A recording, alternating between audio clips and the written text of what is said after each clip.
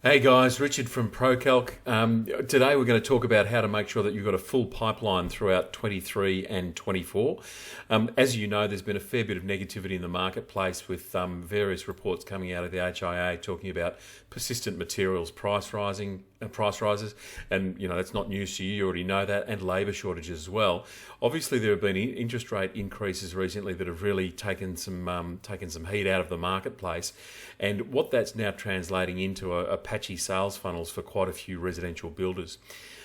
When we look at a chart that is from HIA, and we look at the forecast numbers over the next few years, you can see there that in the next couple of years, it continues to dip away. Now, it hasn't been that soft since about December 2011. So it's been 12 years since it's been that softness in the marketplace. So that then creates the question: what is it that custom builders can do to actually ensure that their business continues to be robust and strong and plows forward throughout 23 and 24?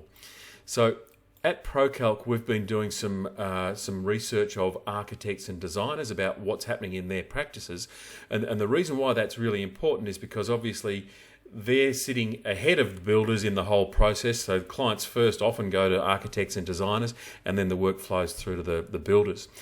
What we've seen are a couple of things. So the first one is on the negative side, and it basically shows that we've seen since February that the number of design practitioners who are saying that they've got decreasing demand for their services has increased from 20% up to about 50% just recently.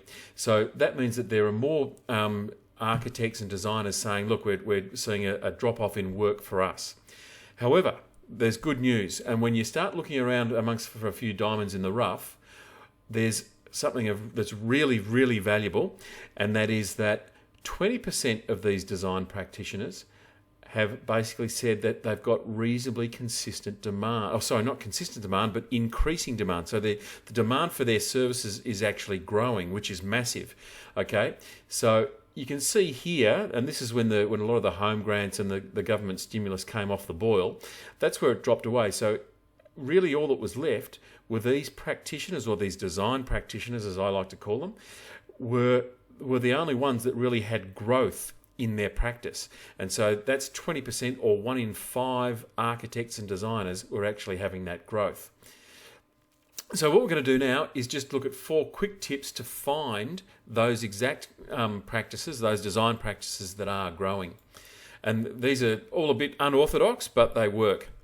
All right, the first thing you can do is to look at your town planning applications at council. So you can do it all online, by the way. This is a 1-hour task that you could do, and you can actually look through the town planning applications, and what you're looking for are architects or designers that have multiple applications in place. Not just one, but multiple, because they're the ones that have actually cracked the nut, and they've worked out how to market how to market their services in a soft market. So that's a really key thing there that'll keep you going well.